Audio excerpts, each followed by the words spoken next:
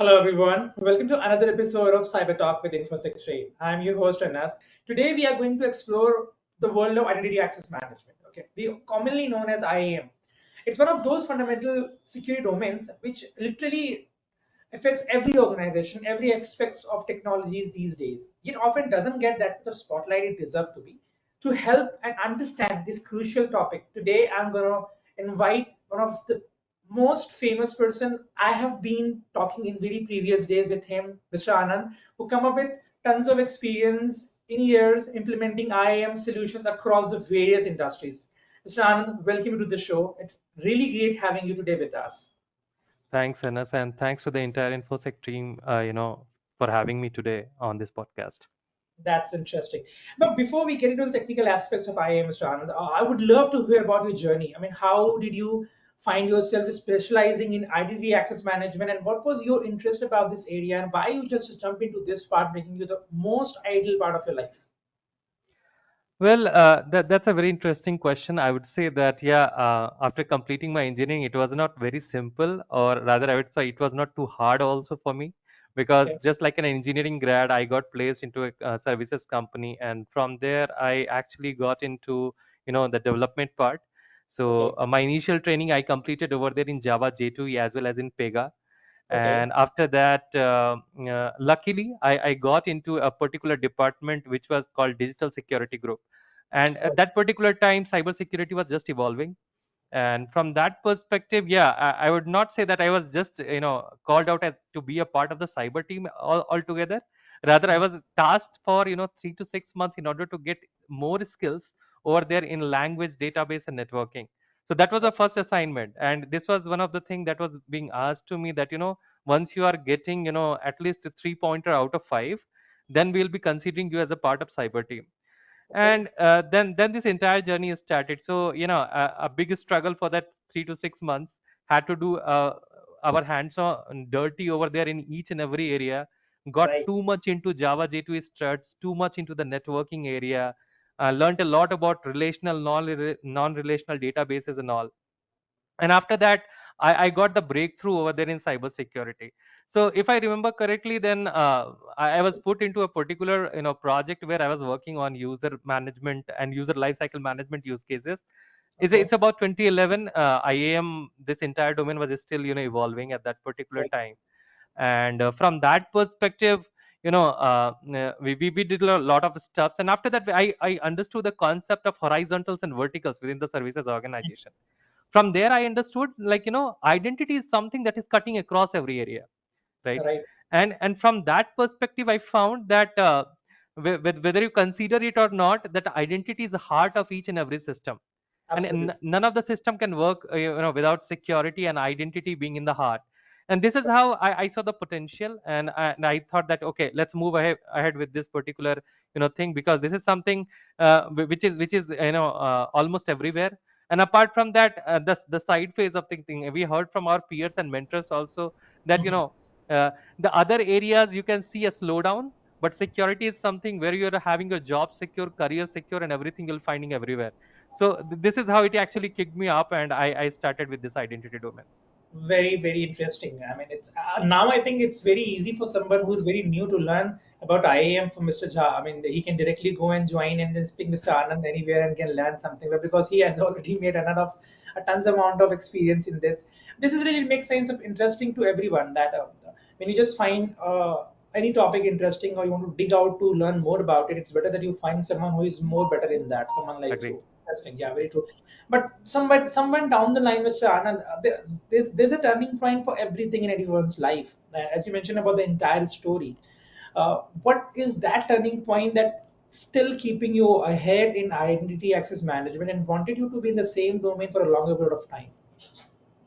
Well, if I remember connect, so I'm also I love playing games, and Okay. at that particular time, if I remember about 2011, and not 2011, I'll say that right from 2011 till now, Mhm. data breach is something which is of a major concern for each and every industry.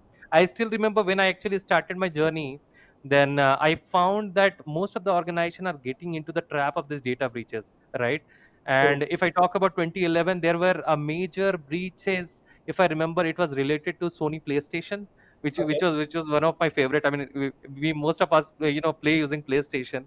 And Right. after that, one of the biggest breach I remember, it was related to RSA and Nasdaq, right? Okay. So so from that perspective, if you see that breaches are almost like growing each and every year, but at the same time, if you find the weakest links, right? So Mhm. identity is almost the weakest link at that time also and now also. All right. And this is not something that that people are not considering identity, but it is not related to a robust design. Sometimes it is related to the type of solutioning that you are doing related to the identities. And end Mhm. of the day, I also find that there are some privilege escalations because you are not managing the controls of accesses properly. These are very often related to the breaches that is happening around the organization. So in a nutshell, if I tell you about this, that this is one of the major area where organizations are not only investing but trying to control these particular issues, which is actually holding their trust within the market. And this is what I felt, that this is some of the areas where if you want to add value to a particular organization, you need to be in this particular field, because this is some area where you need to continuously learn, evolve, and help your customers, add value to your customers. And this is what my turning point. This is how I felt that okay, I need to get started with this one. It's very interesting. I mean, everyone. I mean, an incident brings you being an incident responder, and then you later Correct. you got yourself into identity access management. That's Agree. interesting. Yeah, very, very, very new to learn, and very new to find that someone has actually started journey this way. It's really interesting, Mr. Jha. Okay, let's just understand about some, because everything comes with the fundamental understandings, and Right. there's a components in everything which we really look for it. So let's understand about some core components of identity access management for our listeners who are new to the system or who just wanted to relate what exactly is IAM with some example or some learnings, so that we can deep dive into understand about a little more about this. Well, so let me start with the the baseline. I mean, so the biggest misconception in the market is identity. People talk about, when you say about identity, people talk about user, right? Yeah. So that is the biggest misconception that I feel. But identity, as a definition, if I'll say you, identity is everything around you, whether it is human or non-human, right? Mhm. Apart from that, I just try to make a statement like identity means IAM empowers right part. So Okay. when you heard the word part, PART, so it is about a right person accessing right, having right access, accessing right resource in right time. So it is All right. about right part, right? So this is what IAM does, and I'm not talking about the generics. So as I said, that it's a generic misconception that whenever we are talking about IAM, people Right. think that how user can have access to a particular resource at a particular time, how we can have all these things related around to the structural pieces and all these things. But at the same time, people just forget that identity is not only related to user, but Mhm. identity could be a device, identity could be a non-human account, it could be a bot, it could be Okay. an application, it could be anything, right? So you always have to think from this particular perspective, that whenever you are trying to draw yourself to this particular identity and access management area, you should think about identity from a holistic view, right? You should Right. not think it very centered to a user part. And to make it more interesting, I'll just tell you that still in the market, you'll find that 70 to 80% of products are just focusing on a user. They're Right. not focusing on around the non-human. Just for past 5 to 6 years, I have been seeing that that there has been products or solution that is coming around the non-human parts of it, but still there are caveats in the market. So there are a lot to explore, lot to innovate, and lot to work in this particular market and bring new use cases, protect new use cases areas and applications. So lot more to do. And but yeah, as I said, you need to understand the baseline. So identity is not something related to only human, it is all related to non-human as well. So Right. that's the baseline I'd like to set in order to go forward. That's really interesting, Mr. Anand. I have been into identity access management, learning about many things in past years also. But this is the most interesting that you mentioned about the 4 R's. Actually, I want to simplify it more about it. That's the way you mentioned about that. That right person access right information at the right time with right resources. That is really interesting. It is all about the right part instead about Correct. the specific. You can say the person or the Right. system. It's more important the right part getting to the right hands. Agree. About it. Nice. I also heard about the very common term these days about when I read something about identity access management, or when we see any videos that we talk about what is this mature IAM ecosystem. Well, I would say IAM has been always a journey. If there is someone who is thinking about a Big Bang theory, to bring everything on the place, almost like impossible. But people also think, I am possible. Yeah. So yes, nothing is impossible. But yeah, as I said, that IAM is a journey. So Uh, you'll have to actually start from, the pillar number one. That is what we call, uh, you know, uh, uh, assume trust. mhm, Then you are actually moving to the next stage, that is zero trust, and that mhm. is the third level you are moving to, that is an adaptive intelligence, Okay. right? So this is how you can achieve maturity specifically in the IAM domain. Now, Okay. if I'm talking about the component specific pieces, or if I talk about the building blocks, as you said, right? So from Right. that perspective, you can think from that identity and access management is comprised of many components. So Right. it is like identity management pieces are there, then you are having access management pieces inside it, you are having access review pieces inside it, you are having a specific bundle related to privileged access management, then you are having monitoring as well as continuous event analysis on top of it related to SIM, and finally you are having something related to ITDR, that is what we call identity threat detection and response. So this is Exactly. how, if you can think from a perspective of a mature system, you should have all these components within your organization. And as I said, that IAM is still evolving. There are only few areas where we have brought into some products and solutions. So as per date today, if you're having all these components inside your organization, you Okay. can consider yourself as a mature organization. And but yeah, you will have to stay updated with the the evolutions that is happening in the market. You might have been hearing about the jargons in this Right. world related to AI, ML, related to the the post quantum era. So Right. yeah, let all that jargons stay in the market. But yeah, to just stay in the market relevant and mature, you have to have all these the components available within your organization. That very sounds interesting. I mean, it's very clear to understand that instead of looking about what's new coming to the market, what is going to impact systems, better you focus on the basics and make all possible components available in your organization, and then we can say that's a mature IAM ecosystem. So Agree. it's nice. I'm also curious about the evolution of IAM because you just mentioned about the new technologies coming, and so this is also a very important part which we need to consider about it. What's the most significant ways the field has actually changed over the last 15 years? Because you have been in the system for more than 10 years. We would love to know what will be the next, the changes you going to experience, or we going to experience, or what is your perception on that point of view? All right. So yeah, this is very close to my heart, because I would say that I started my career in 2011, Right. and at that particular time IAM was just evolving. So I mean, most of the industrialists who are in this particular area, right, and they are into solution world, or into product world, they must concur with this particular statement that at the time when it was 2011 or 2010, it was a time when the first level of IAM actually evolved. People were still working with active directories at that particular time. They had a directory system in order to manage the access, manage the identity, manage their attributes and all this stuff. But Okay. fast forward, if I see from there till now, right, so it has been taken care by almost all the rich solutions and products in the market. So Right. if in a quick comparison you want me to make related to this in entire 14 to 15 years journey, I would say that we started with a static model of access. Now we are Okay. having a dynamic model of access. Oh. We started with on-premise deployments, and very very concerned and confined deployments over there in DMZ. Now we are having a cloud-based deployments. We are having So cloud-based, cloud native SaaS models are available in the market. We indeed. started with a monolithic architecture. Okay. Now we are having a microservices architecture. That's deep. So true. Yeah.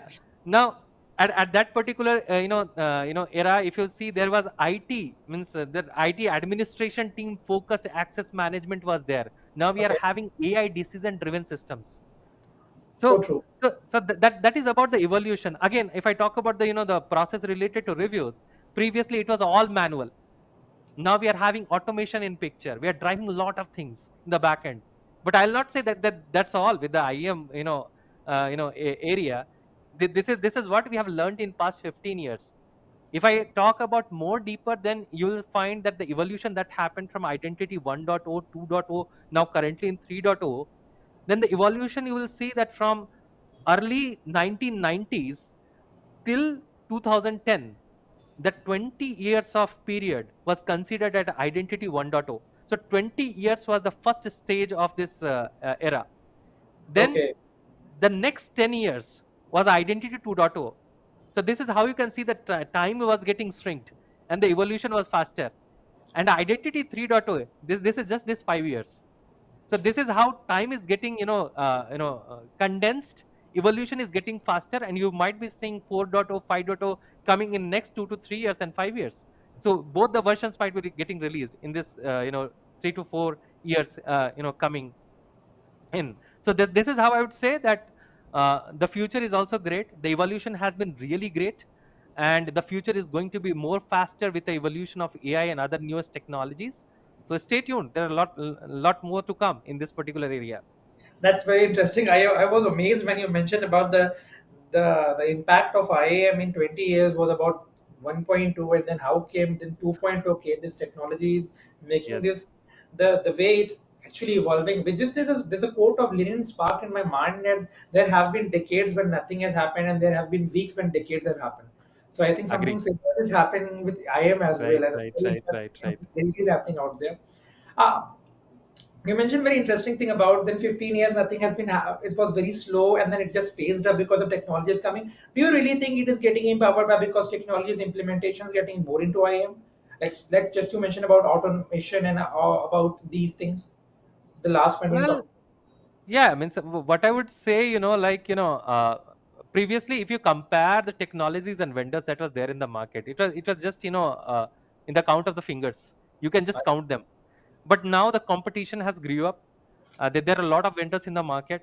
So this is what drives the efficiency and drives the speed. If you are having more competition, you always feel to be agile on that particular platform, right? Yeah, And this is that this is what drives the speed.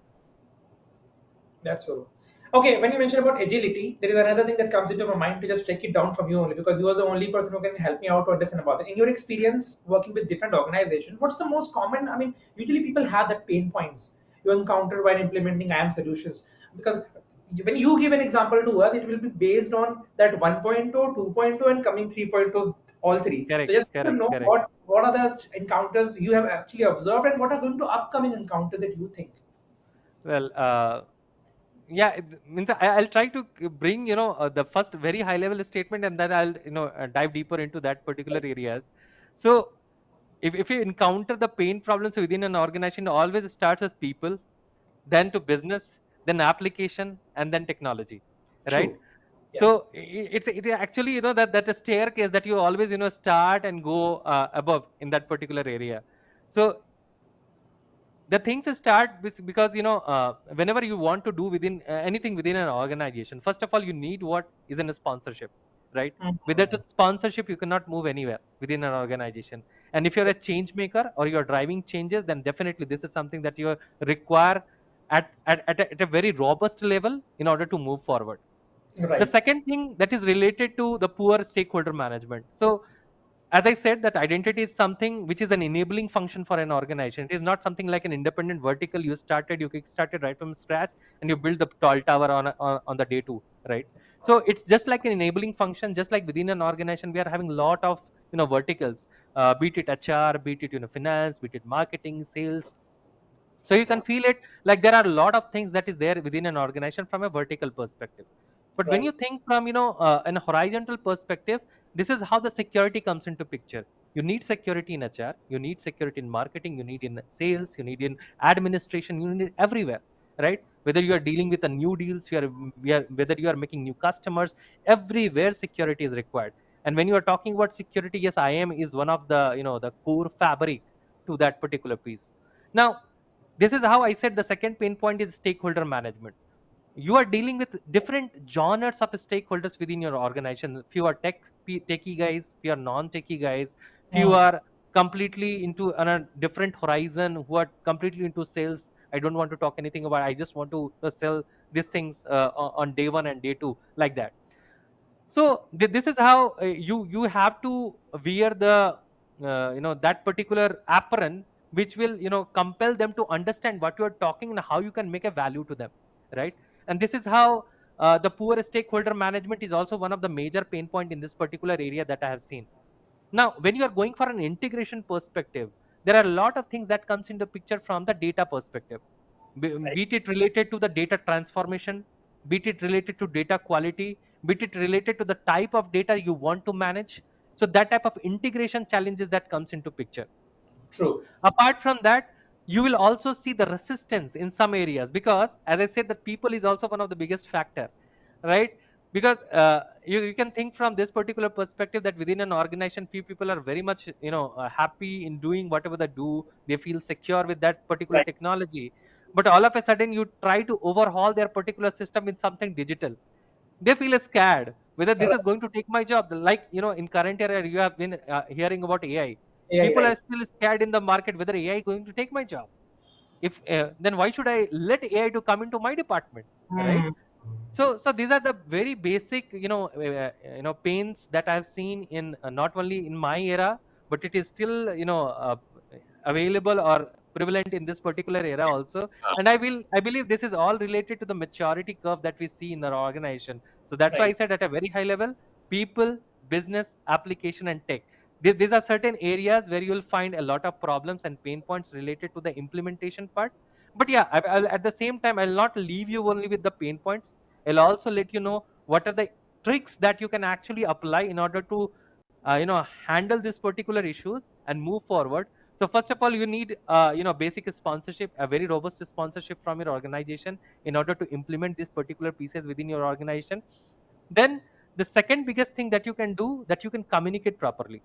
All right. Communication is something which is very essential whenever you are talking to stakeholders, whenever you are trying to meet your the application owners, or you are trying to meet your the business owners. You Right. have to articulate the benefits of this particular piece, and you'll have to showcase that how you are going to be a revenue enabler for them, how you are not going to overhaul their entire system, how you are not going to do the job cuts altogether, but this is how you are going to make their human resources as well as department more efficient. Rather, the thing which you are trying to cover over there in a period of 1 month, how you can accomplish that particular things within 5 to 10 days, and how you can take more work and how you can grow your business. So this is how on that particular pointers you can actually bring the value adds, how you can make the minds of particular stakeholders and business organization, how you can get a buy-in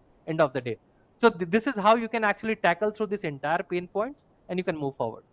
Hmm, sounds interesting. The last learning part which people can take down with this, the way Mr. Anand has mentioned about that integration of technology or adding of something to your departments or something with you, it's not gonna take your position. I think what Agree. my perspective about this AI or any implementations of such technologies like that, if let's say you are able to solve 5 problems with your own, and with the addition Correct. of technologies, if you can solve 50 problems, no worries. Nobody's gonna ask you to leave your desk. People are gonna give you Agree. more work on your desk because now you can do 50 works at a time. So better is that to leverage all those things and implement yourself more and learn about these things more, so that you'll be more productive and more outcomes we can take out from you instead of Agree. because then you start getting compared with somebody who's leveraging this because then they can give you 50% of outcomes where you will be at the 10% only. Then the problem gets starts actually. So it's very true you Agree. mentioned about that people should take it in the right way.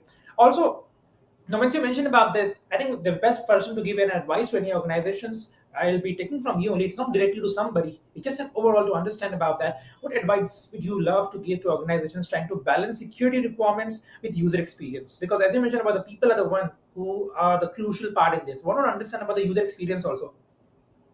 Right. So it has been always, a fight between the security and development always. So I would not talk much about that. But yeah, definitely I'll give some pointers related to that, because whenever you are thinking from a user experience, again, that is a misconception that people are always thinking about UI, right? Right. So user interface, because that is going to my end user experience. But user experience does not encompass only UI, but it is Hmm. related to, how you feel Okay. utilizing that particular technology. It's all related to the process as well. So Mhm. let me bring that particular element when I'm just talking about it. So whenever you are thinking, keeping a balance between security and user experience, Okay. you should always think from an outside in approach. So what is Right. that outside in approach is, no, because every organization is not same. Each and every organization is having their own business model. Few are there in banking, few are there in healthcare, few are there in aviation, few are there in hospitality, travel, education. So the user experience for that particular organization's users are not always same. So first of all, what you try to do is, you start mapping the user stories as a part of your organization use case. This is the first thing that you should do. So understand what user wants within your organization and what you want to achieve. Based on that, create your pointers. Once you're having that pointers created, then try to introduce, and I'll say that, just do the baby steps. And there is nothing that you need to do an overhaul on the day one. So try to think, and this is what I'm talking about. This is all related to the modern days of IAM implementation. So Okay. think of that how you can bring in a stronger authentication and a stronger authorization framework within your organization. Mm. Once you're thinking about that, then you can understand that there are a lot of solutions in the market. Try and find which is best fit for your pocket and best for your user experience, right? So. Now at the next level, once you are having all these things, think of the features like single sign on, right? Hmm. Because if you understand that why the solution single sign on came, you'll understand that previously people were just bored about using username and passwords for each and every portal. How Right. SSO simplified it, that you need to just put your user ID and password just once, and after that, once you are validated and verified for that particular organization, for all the applications, it will be a seamless authentication. You need not to put user ID and password again and again. Now that is also a part of user experience. We are reducing the number of efforts that you are making in order to enter to a particular application, right? The next thing that you can think from a perspective, that how you can simplify the access requests. Hmm. Previously, what was there? You were supposed to go to a particular portal, write that entire things in a detail, that Right. okay, this is my manager, this is my justification, this is why I need access, this is the timelines and all these things I need. Now how you can simplify it? You can simplify it through a model access. Like, you are a part of a particular department, you are just in addition to that department, as just like another developer is. So what Right. you can do, you need not to go and ask for each and every accesses for that particular department separately, right? Right. What you could do, you can ask for a model access. You can Right. simply ask that, okay, I need access like developer X that is there within this particular department, and this is Right. how you can simplify things. You are simplifying thing for the person who is going to request this access, right? Right. And this is how the user experience builds up.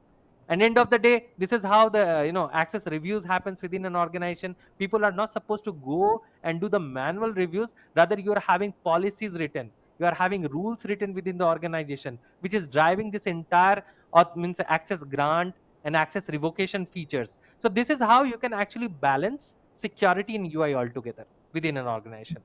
So true, so true, and really, really clear to understand about this because I think these such of implementations and learnings are very much important. But because change is the only thing which remains everywhere, and people Right. need to understand about that. Okay, the few things that also comes into our mind to understand. Let's talk about something we have observed many times when we are Hmm. reaching or Hmm. talking about identity access management is that identity cycle management, where we usually talk about creations to deletions. So, what are the key phases organization should focus on as per you? Well, again, so if I talk about this entire IAM, so the general conception is joiner, mover, lever. That's all.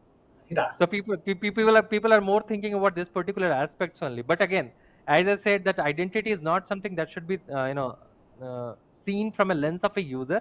It is Okay. something which is more beyond that. So Right. think from a non-human element part of it, right? You think of your devices, you think Hmm. of your applications, where are you bringing that process for them. Okay. So do you have a joiner process for your application? Do you are having a mover use case for your application for the devices, laptops that you're using? Now, few of the people will think, okay, what he's talking about. But this is one of the areas where there is a more focus that is supposed to be provided. Now, at a very high level, as I said, that I'm not going to uh, drill deeper into the use cases or the non-human entities related to that. But I'll talk about high level right now, because otherwise if I talk about that, it's going to be a long story. So I'll just focus myself on the the very high level cycle. So as you said, right from creation to deletion, it actually passes through multiple stages.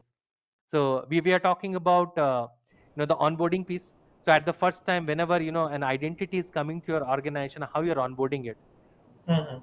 how you are actually registering it, and after that how you are providing the multiple attributes which is required for the various application that you are going to integrate further as a part of that life cycle. Right. The next stage comes that how you are assigning a stronger authentication to that particular identity. Mhm. It could be single factor, multi-factor, or it could be the different types of pieces, like three-factor authentication also people are using these days. So how is stronger the authentication that you are assigning to that identity. The next Right. thing that comes into picture is related to authorization. Okay, so okay, you provided him various type of the levels of authentication. Then in the next stage, what you want that user to do, and up to what level.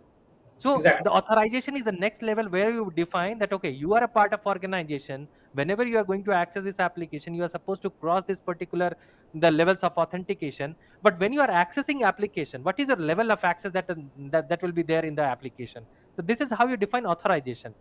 The Mm. next is you empower that identity with certain type of self services. That okay, Okay. if you're getting stuck somewhere, how you can reset your password, how you can actually change your profile attributes, how you can change your profile information related to that. So this is how you are empowering that identity. The Okay. next level, you are talking about the access requests. Like how, if you need explicit access to certain application, what is the Right. next thing that you're supposed to do?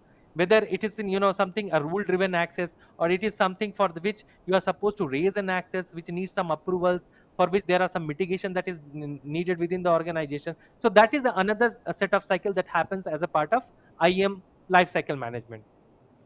the Mm. the second last thing that comes into picture related to how you are reviewing those things, because it Okay. happens that once you are getting access to a particular application, as a part of audit and compliances, you are also supposed to review that accesses after a particular interval, or nowadays people are utilizing AI to just automate that within a flick of a finger. So Right. that type of thing happens. So review is also one of the crucial piece that you'll have to think as a part of this entire life cycle. And last, as you said, deprovisioning. That is nothing else but deletion.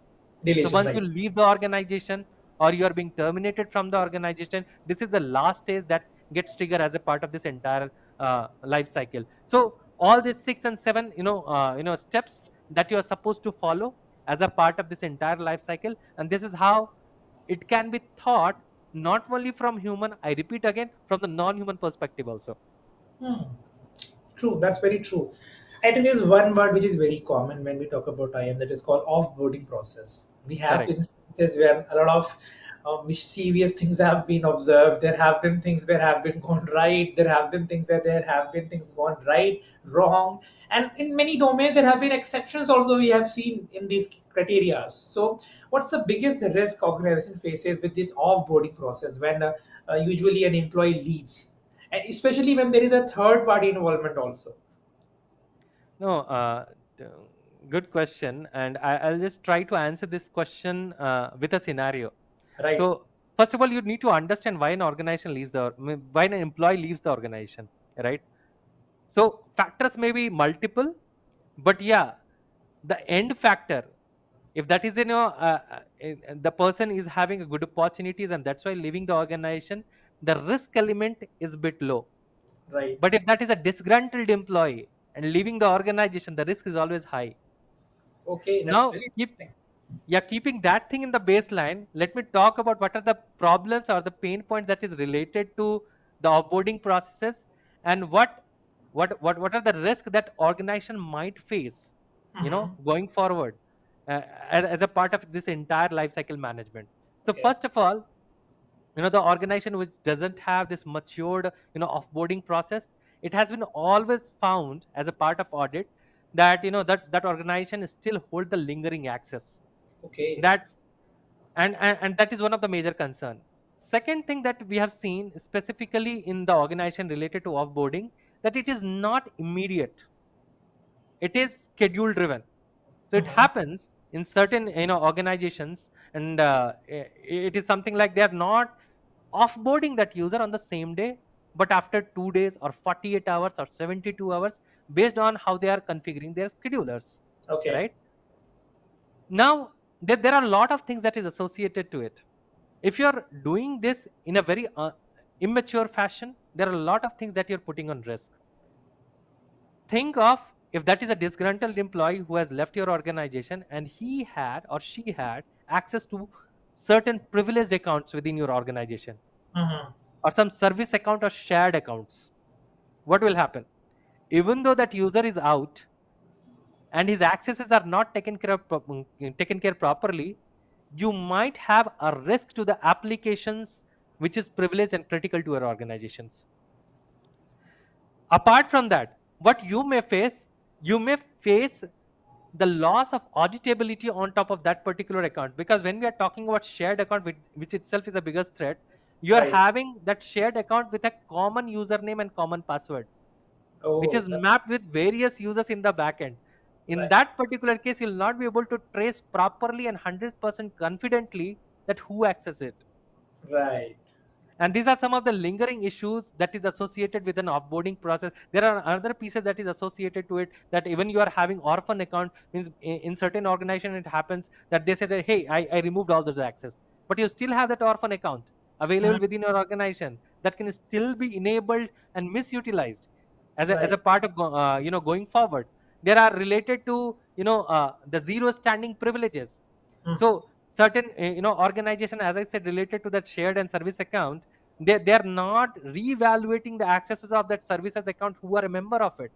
So in Okay. that particular cases, the chances of privilege escalations are very high, and this is how organizations should not only focus on the first 5 steps of that life cycle parts as a Right. part of life cycle management, but offboarding is equally crucial growing forward for any of the organization. They should Mm. have almost all controls, which can not only enable them to stay away from these risks, but also find out the anomalies that these offboarded candidates can do as a part of their organization.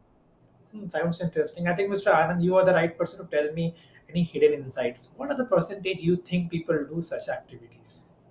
Well, giving statistics won't be very much, right thing at my part, being a part of the organizations. But if you see, what do you Dude, say, that you DBIA want report. to, I want to know. Let's say I'm very angry because something has wrong has happened with me and I'm leaving it. Do you think there's a chances of doing something like that in backend? You Do we cannot leave it? deny it. That's what Yeah. a single statement I would say. You cannot Yeah. deny it.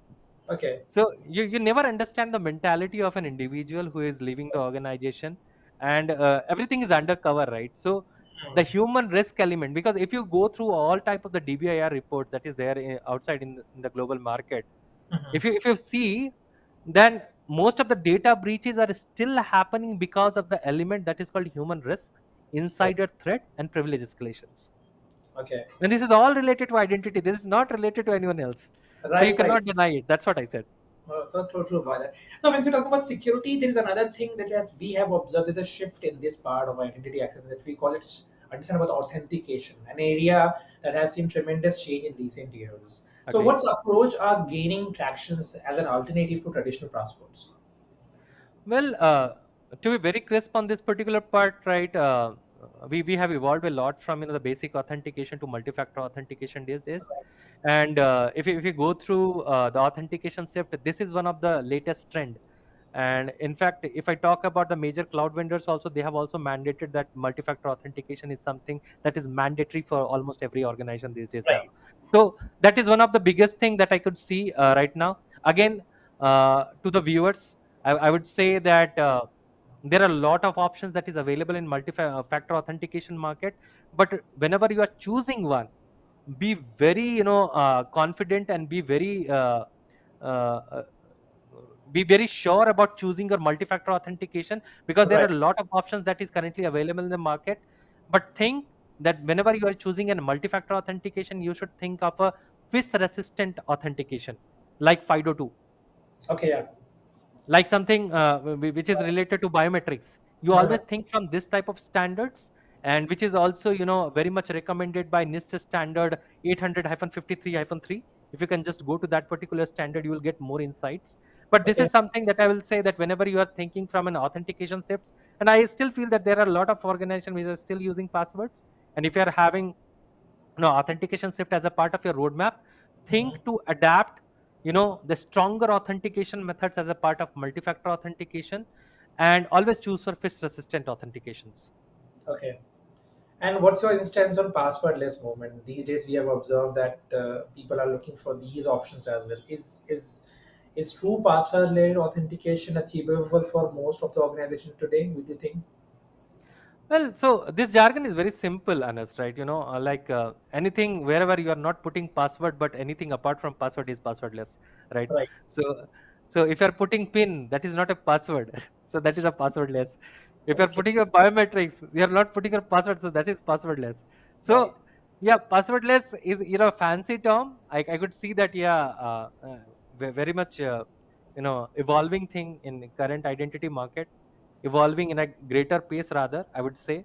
You think about Windows 11 devices these days, so they're not asking you to put a password altogether. They're asking you to configure either through a pin, or through a face ID or something like retina scan, biometrics. So all these things are coming up. So talking about the reality, yes, passwordless is the reality now. And talking about the reality with respect to the integrations, with modern integration, yet yes, it is very easy to integrate. You can think of your roadmap, you can think of your future with this entire passwordless pieces. But yeah, Okay. still the organization who are having the building blocks related to the legacy systems and all, for them it is bit difficult, I would say. Mhm. And uh, but yeah, again, it's not impossible. It is bit difficult related to the challenges that is associated to the security models that comes all together with the legacy authentication. But yeah, you can still do some solutioning around it to move it towards passwordless authentication. That sounds interesting, but this one thing that's into my, it's my, you can say, my imagination or your curiosity. You say, don't you think the more we're shifting towards security, getting more and more secure, we are collecting more and more data of a user. I mean, that's one thing, because when you're collecting more and more data of someone, it's getting later down, it's more vulnerable. If in case anything happens to that data, I'm all in the market. Let's say my passwords get leaks. It just maybe could be my birth date, it could be my father's name, or it could be my mother's name, or it could be my loved one's name, or any XYZ things. But Right. imagine of my database where my biometric is stored, my facial recognition is stored, my retina is also scored. You made it three-level authentications. Don't you think it's somewhere leading to a place where it could be risky also for future generation? I won't deny this. So the point is very simple, as related to the previous question itself, right? So how we can bring a balance between security and user experience. Right. So again, the things comes there. So the more you are making user experience convenient, you'll have to always double tap on that particular concern, that whether you are really very secure, right? Right. People are going towards Aadhaar enabled authentication these days. But after 6 months or 1 year, you understood that Aadhaar is also something on a level of breach. So Right. nothing is permanent in this evolving world of technology. I would say that yes, if you are going for a stronger authentication, you should always try to understand the deeper details of each and every authentication method, right? I will not say that nothing is breakable. Even if we are talking about yeah, currently we do not have a reverse engineering mechanism for FIDO 2, but who knows that in coming future, when there is a quantum that is coming into picture, people might find there is a the backdoor for it. People Right. might find a reverse engineering technique for it. So considering from that entire level, I would not say that whenever you are thinking from a stronger authentication, that is the final. No, you should always have an alternative available every time. And this is pretty similar to the human tendency that you're seeing in everyday market, right? So as we say that you cannot live always with a single insurance, right? You always have a backup plan available with you. Similar to that, you should always have a backup for the authentication also available. Who knows tomorrow that is going to be vulnerable? What is your Right. backup plan? So Mhm. alternatives are always recommended. You should always have an alternatives in place for everything in authentication, be it authentication, authorization, or anything. That's true, and I will take this keyword with you, reverse engineering, why? Because I've also read somewhere else that's the first thing people will start doing once they're having the smart and supercomputers and quantums and all. They wanted to find the way from where we can go back to from where it's already started.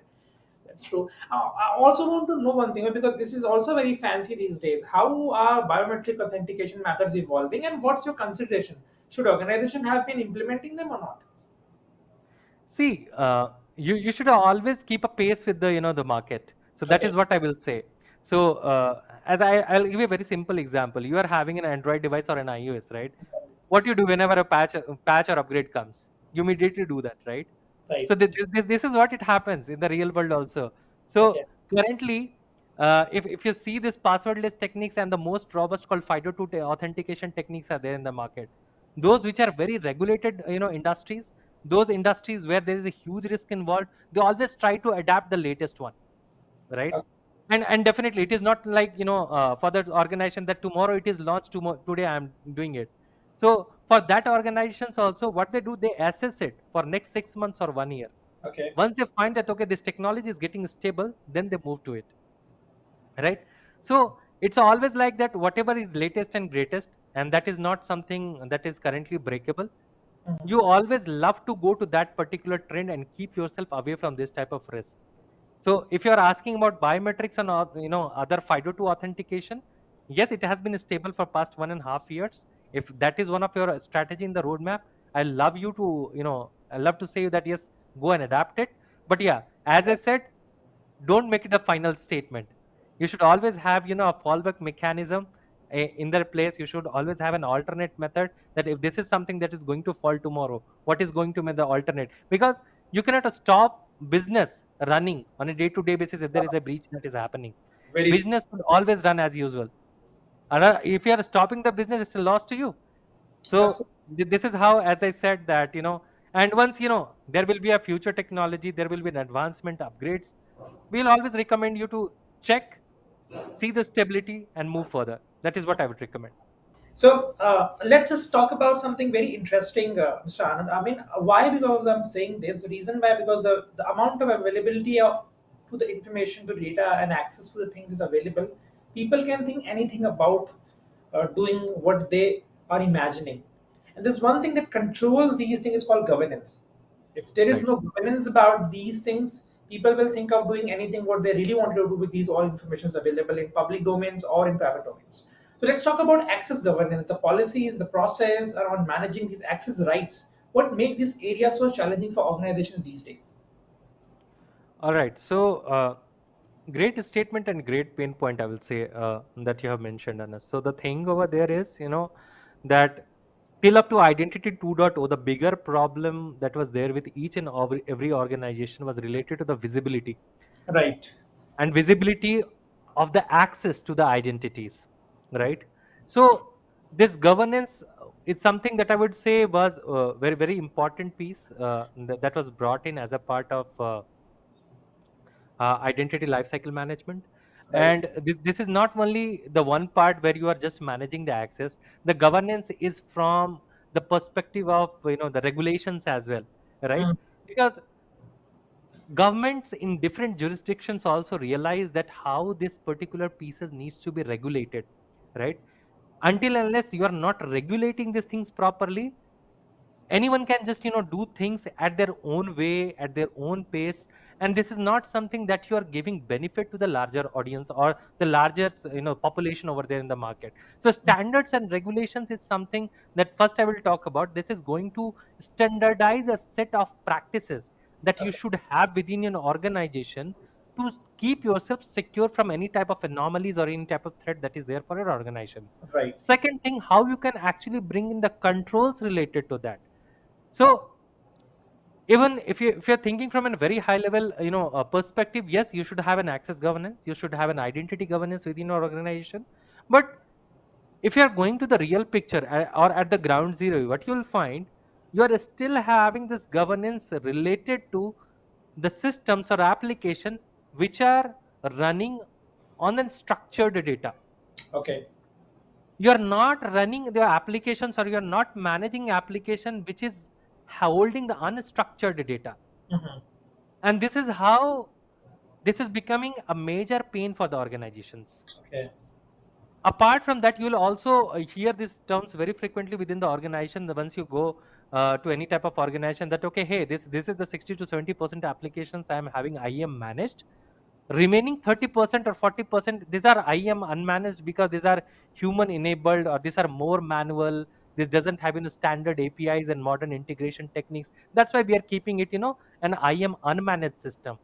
Now, from that particular perspective, for a governance, it's very difficult to how to bring in that access details into the centralized repository, and Okay. how to understand that who need to access What? Right. what resources basically.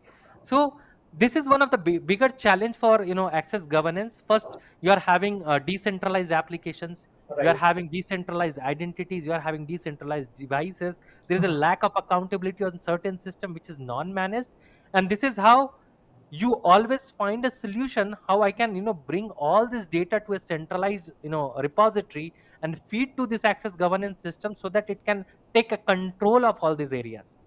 True. And this is how it makes this particular area a bit challenging.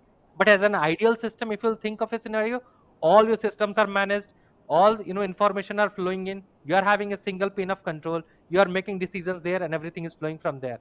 So that is the ideal scenario which we were talking about, like policy based access control, True. rule based access control. So these are the areas where every organization will love to go. But yeah, everybody, I feel almost all organizations are still on the process of evolution. Very few organizations are there who have reached to that particular level, but this is a common pain point across organizations. Okay. When we talk about governance, we also talk about the regulatory bodies. We have seen regulatory Right. bodies like GDPR, HIPAA, SOX, and many more are there. So, do you really think how these regulatory requirements, like these of regulatory bodies like GDPR, HIPAA, SOX, influences access governance strategies? If you're actually planning something different, and then they come up with their thought. No, definitely, because see, I'll just give you a very simple example. Like we are driving vehicle on road, right? Right. Why don't you overspeed? Because there is a law, Law. right? Right. And there is a compensation that you'll have to pay if you break that law, Right. right? So this is how the standards and regulations comes into picture and backed by various jurisdictions. Hmm. So if you are like a monopoly organization, right, and you are doing things what you wish, and you are not fulfilling the requirements of your customers, or the partners or the users who are working for their organization, it will be a Right. complete monopoly. You will not have a control. This is how this standards and regulation put a control on you, that this is how you should behave with the the environment, behave with the system, behave with the life cycle, and this is how you should operate. So I always feel that, and the other side, if you'll see, it is also giving educating the organization that how your controls and the systems should behave, so that you should keep yourself protected from any type of the data breaches. So I Right. would say that this is having two different phases. One, at a side, where it is protecting you, at the same time it is regulating you to Right. not just breach the boundaries. I Now, think as you mentioned you about the said HIPAA. Sorry, no, no, go you ahead. said it right. The way you mentioned about that regulations bring security because regulations have been derived to bring security only. They Right. have no other concerns, right? Agree. Correct. So from that perspective, as you brought in, the statements like HIPAA, SOX, and something else, GDPR, right? So You're okay. right. So as you brought in this particular, the standards and regulations. So yeah, most of these regulations are very much prevalent in, the US market. Few of them are, derived over there in Indian market also. Very happy to say that Indian government is also working on DPDPA, right? DPDPA, right? So that is also going to be functional or into operations very soon. I'm not sure whether by end of this year or next year, but yeah, this is how the regulations are coming into picture. And when we are talking about this particular standards and regulations, right? So if you'll see at a very high level, almost all these regulations and standards talks about the least privilege access. Hmm.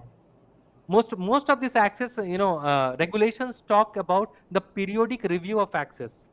Okay. Most of them talks about the documentation and evidence pieces, because we are dealing with security. You should be having all these things related to all these things baked into the consideration as a part when you are serving for your customers.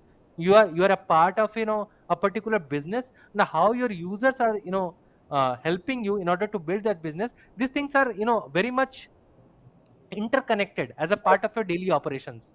True. Now, when we talk about the specifics about HIPAA and SOX, they Mhm. talk about segregation of duties. They also talk about auditability and traceability. Right. They also talk about in the revocation of access and immediate revocation of accesses. And when you talk about GDPR, it talks about data protection and privacy. So once you're having all these controls baked in as a part of organization, then you think of how you can solve it. And Mhm. then the solutions comes into pictures, products comes into pictures. Based on your business, you are having a set of requirements. Then you see that, okay, my organization is having all this set of requirement, what aligns with this particular regulatory requirements. This is how I need to build a solution to stay compliant, and this is how it drives. True. That sounds interesting. We also observed that a lot of models are also there. There's a lot of Correct. models in access control. We have seen there are back and ABAC is there. And Right. which of them might be appropriate as per you? Because you will be the right person to explain about such of those things too in the part of governance as well. Right. So I believe lot of models, lot of security models are there in the market, like ABAC, RBAC, REBAC, PBAC, Yeah. RUBAC. So a lot of things are there in the market, right? So, but yeah, again, I would say that it depends upon the requirements. If you are having a very complex architecture within your organization, you are dealing with a lot of inherent, after that, inherited type of accesses, not a direct accesses.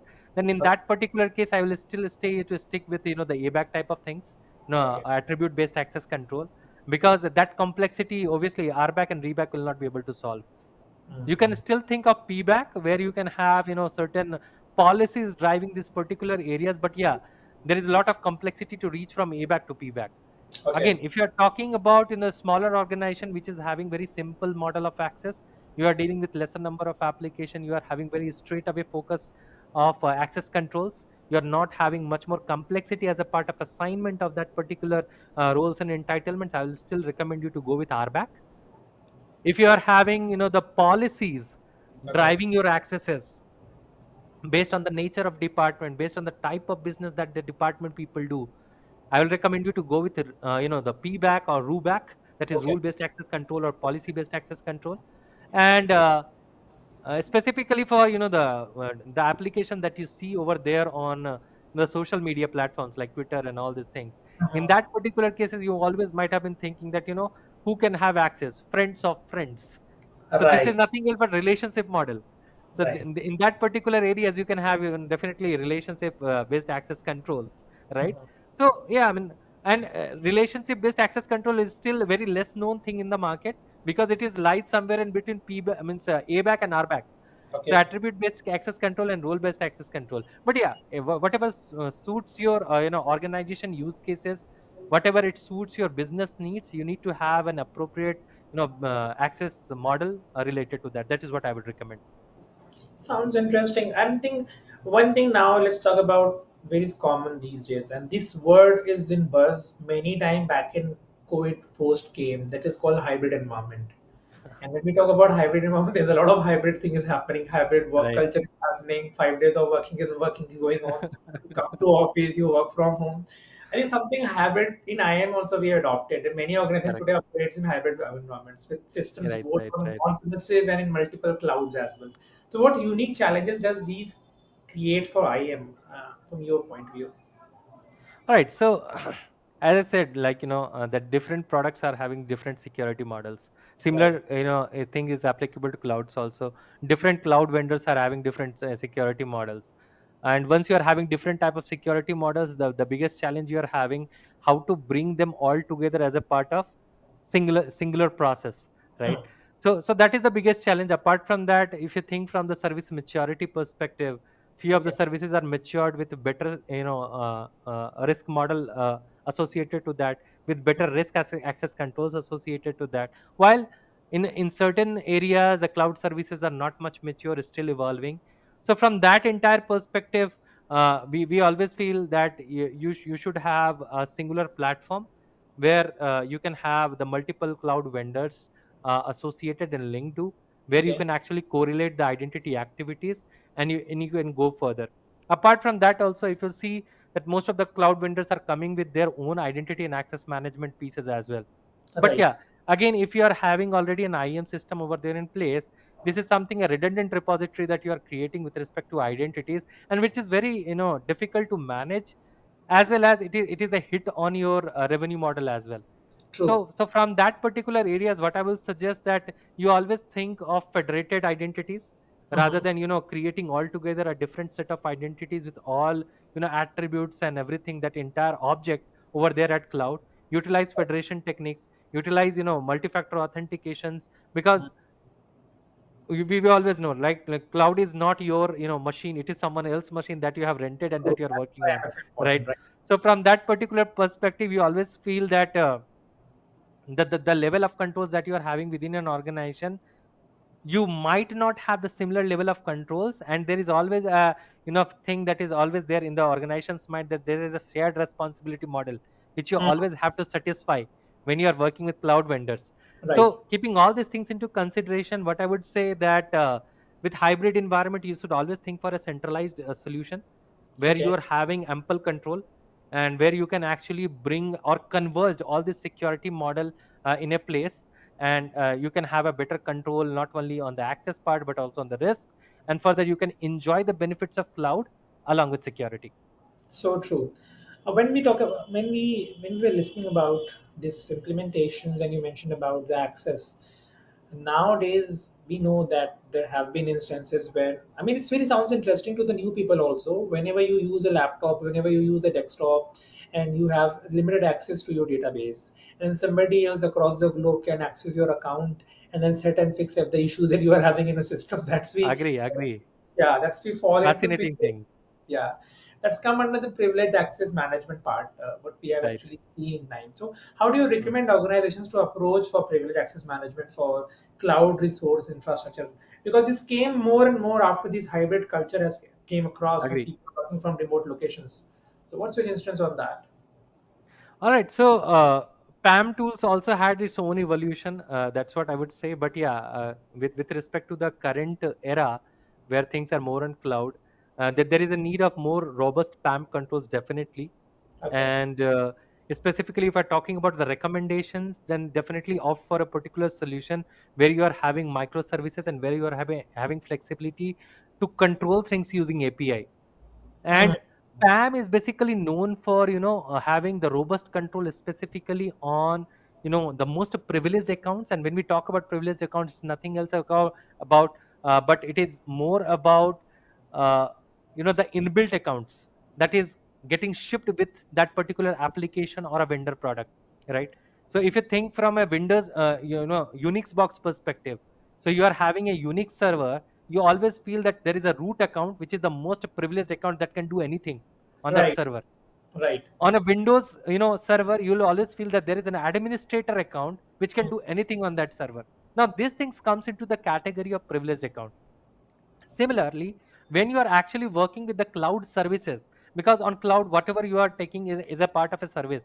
Either this is and that's an IaaS, PaaS, or SaaS, right?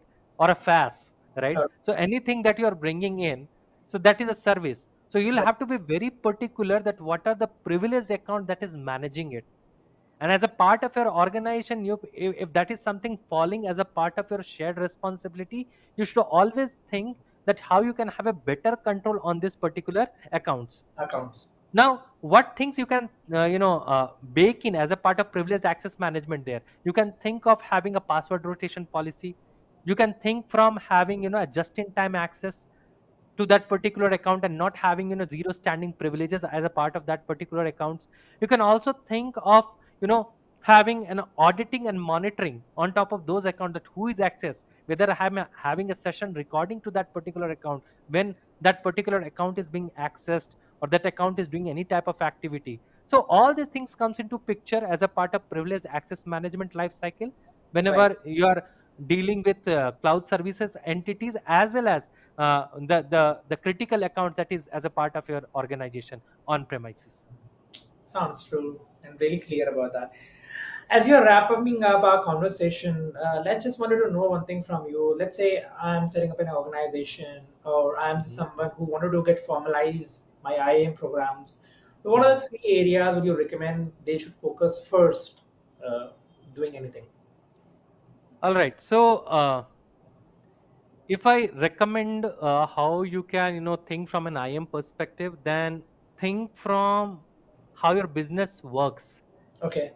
So, and I will say in both the different perspective, right? Like there are some customer facing business, but there are something called an internally driven business, right? Mhm. You do not need to manage. So there are two types of businesses. If there is something where you are doing some manufacturing, but you are making that product out of your particular factory, and there is a already a designated partners or sellers outside market, you are not dealing directly with the customers. In that case, the model is completely different. But think, if you are in an e-commerce platform like Flipkart, Amazon, right, Mhm. where you are dealing with customer identities, right? Right.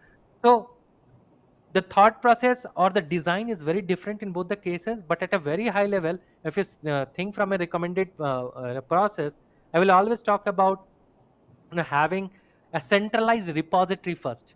Right. Because you are a business, you want to control the things, at least to the entities that you own, or the identities you own, and the processes that they own. So from a workforce identity perspective or customer identity perspective, definitely customer identity is something that is completely related to consent, whether you want to own it, or whether you ask them to own their identities as a part of decentralized identity. That is a Right. different topic. But if I talk about only the workforce identity perspective within an organization, then I would say that first, try to centralize your IAM repositories, the source of record, the Hmm. source, the authorized information related to your identities.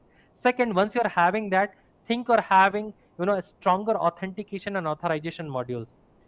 Once you have that, think of having a robust governance module over there in the place. True. Once you are having all these three things together, think of having a strong analytics as well as control portal, which will do not only the monitoring but also keep you updated with the predictive analysis facts related to that identities. And final piece, that with all these things, if you are having a proactive monitoring and analytics, all these things over there in place, think of having a closed loop remediation or actionable controls on top of it. This is Hmm. how you can bring a full-fledged value add from an IM perspective to your organization. It's very clear and understanding. I think people should recommend and use this when they are looking forward to do something like that. One thing, Mr. Anna, would love to know from you, because you the one who have an idea about upcoming generational shift to IM as well. So, how do you see AI and machine learning transforming identity access management in coming years? Well, unlike every application or every domain, there are a lot of repetitive works and a Right. lot of controls that is there within IM also. As I said, that IM is also again still evolving. We have seen stage 1.0, 2.0, and now it is 3.0. Right. So, but few things are getting automated, but still few things are there which needs automation. Few things are there which is still manually driven as a part of this entire process. So, for a younger generation, I will say that. Check all those pieces which is human heavy or Okay. a manually driven areas where Mhm. you can, and which is also again a set of procedures driven, right? So again, I will say that currently, if you are talking about artificial intelligence, this is one of the area which is not completely you know uh, that state where I would say that AI is it's at its peak. Right. We are still at the weak AI state, which will only understand what we teach them, right? So from that perspective, how AI can currently help you in IAM, that think for the repetitive, tasks. Think of the controls which are having standard set of procedures. This is something utilizing that you can actually create some machine learning algorithms, and this is what you can inject over there as a part of existing processes, and you can automate it. And this is how you can add value utilizing this AI pieces over there in IAM area. Okay. This is true. We One thing I really like the way you mentioned about that we are still at the weak AI era. The peak is yet to achieve. So instead of getting terrified or concerned about what is happening in the weak part, better that we prepare for the peak part. When that Correct. lands, we'll be ready for that. That's so true. Okay, fine enough. Let's talk about our young generations who are going to plan, or the one who are actually just now getting into the IM professionals, or they're looking their future in these IM professionals. What skills do you want to recommend them that the most valuable skill they should have at this point of time when they are actually observing a lot of shift in the market around technology and other things in next couple of years? Well, great question. And what I would say that the level of innovation which was there in early era, or I would say when the technology itself was evolving, we had a deep hands-on on the basic technologies what were there, right? What the current generation is facing the issue, and I will not say that is an issue, but what they are not able to see or visualize is the Right, underlying technology. right, The current generation is more fascinated towards products and solutions. So what they see right now is they say a problem, they get a solution, but they are not able to visualize that how that problem is getting solved for them. So to the younger generation, what I would say that if they really want to make their career over there in identity and access management, still follow the traditional way till okay, now. right, And traditional way is nothing else but try to get yourself skilled over there in at least one language or a scripting piece. Try to get yourself skilled over there in database directories. When I say about database, not only relational databases but also non-relational databases or no SQL databases. And the third piece is networking. Once you are having the baseline of these three things, then you'll go and try to visualize a particular product or solution. You'll be get more insight and depth how the things are getting into picture, how the solutions has been analyzed, and then you'll be having more visibility how you can bring more value add in that particular process or product or a solution. So don't think don't make yourself a geek over there in just a product. Get stay yourself stick to that, keep yourself stick to the basic technologies in the backend. Try to understand the three basics, at least one language, one database, and one networking piece. And this is how you can strengthen not only your baseline, but you will be having ample strength in order to think where you can go with this particular skills in your future and add value in the IAM market. So that's in a nutshell. that's absolutely amazing. A power walk. I mean, I must say, this is really interesting to all of our learners to view this out and to make it more understanding to everyone. So precisely and so systematically and so conversationally, we made it understanding for me and for everybody, and that's incredibly insightful, Mr. Anand. Thank you Thank so you. much for sharing your expertise and on identity access management with us today. I'm sure our listeners have gained values, perspectives for this crucial security domain, and they're looking forward ahead how this domain going to bring a different shift in society and technology. That's all from our end to all our learners.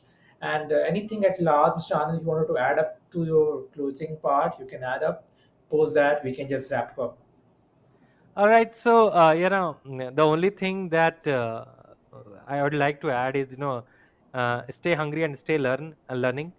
So keep learning. That's what I would say. That is the mantra in this particular era, because what we saw, what evolution we saw was, very slow, Okay. but the era which is currently and that is available right now is very fast.